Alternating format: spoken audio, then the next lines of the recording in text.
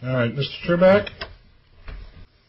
I mean, when my judicial assistant contacted Mr. Laver yesterday by email and told him I expected him to show up because some rather large infirmities in his motion emerged through my first review of this a couple of weeks ago, and they weren't really corrected, so I intended to have him show up. And he said, I just assumed it was going to go by default. Well, that's never an assumption. Then I told her, well, you better contact Mr. Trebek. I want him here, too. And you responded and said, gee, I was just intending to show up. I'm really sorry I didn't file a response. I need to know what's coming at me, and so does your opponent. So if you've got an objection to a motion, you timely file it 5 days before. You don't just count on showing up.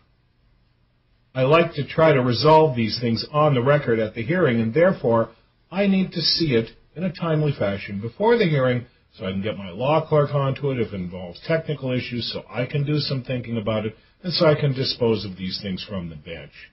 So, you didn't follow the program either. All right, I'm going to address the motion first, and then we're going to be addressing other aspects of this matter. I'm denying this motion out of hand. It does not comply with Local Rule 7037-1. Quote, no motion related to contested discovery shall be heard unless it affirmatively appears that the parties have conferred and attempted to resolve their differences. The discovering party shall arrange such a conference, which shall be held within 7 days from the date of a written request for a discovery conference. Not later than 24 hours before the hearing on the motion, the parties shall file a joint statement setting forth the matters on which they have been unable to agree, together with memoranda in support of or in opposition to their respective contentions. Unless ordered otherwise, the hearing on the motion shall be deemed the hearing on award of expenses, including attorney's fees under Federal Rule of Bankruptcy Procedure 7037, unquote. Mr. Laver, you didn't do a bit of that. Mr. Trebek, you really didn't foster the compliance with that rule either. For over 2 decades, the judges who have staffed this court have been on record as saying we hate discovery motions. In bankruptcy cases, there's no room for the rattling around on discovery that civil litigators in big business disputes litigated in the U.S. District Court or the state district courts love to engage in. Everybody's in bankruptcy is in a losing posture. The debtors obviously so. The creditors having made bad investments in those debtors and their business operations. Everybody's in a losing posture from the get-go. So there's not a lot of extra money around to fund the satellite litigation of contested discovery motions. So that's why we promulgated this rule in 1991 to shunt over the pre-hearing rattling around into a process where the lawyers for the parties have to look at one another, have to attempt to resolve disputes over allegedly incomplete production of discovery responses, and then have to agree where they disagree. Neither of you did a thing here. And in particular, Mr. Laver, it was your burden to initiate that process. No showing whatsoever in the record here that you did that. Kind of peeling back the layers before then, I'll just have to say, and this is a colloquial expression, the way you went about this was really screwy. Just flipping out a subpoena that you downloaded from the court's website saying, give me this stuff, give me these items, these documents, quote unquote.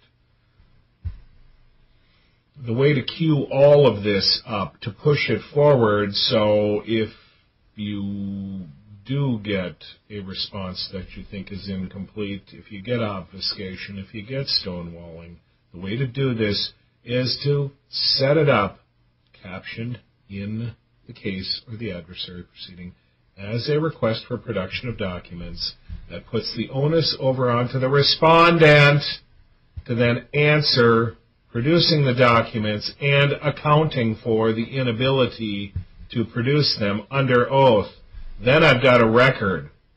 Then I've got a record from the defendant, I don't have these documents. I never had them. Or they got lost in the flood. Or the dog ate them. Or I moved and in the middle of all the chaos they disappeared. Whatever. Then at least I've got something I can put my arms around. Trying to determine who's at fault for the impasse if the impasse survives that conference and the parties have specifically identified it. But just kind of coming in here saying, I know they have to have this stuff, order them to produce it, without even kind of giving the parties a chance to try to explore that informally between them, have counsel get their heads together and try to resolve a problem rather than just dumping it in a big blob, an undifferentiated bramble on my bench.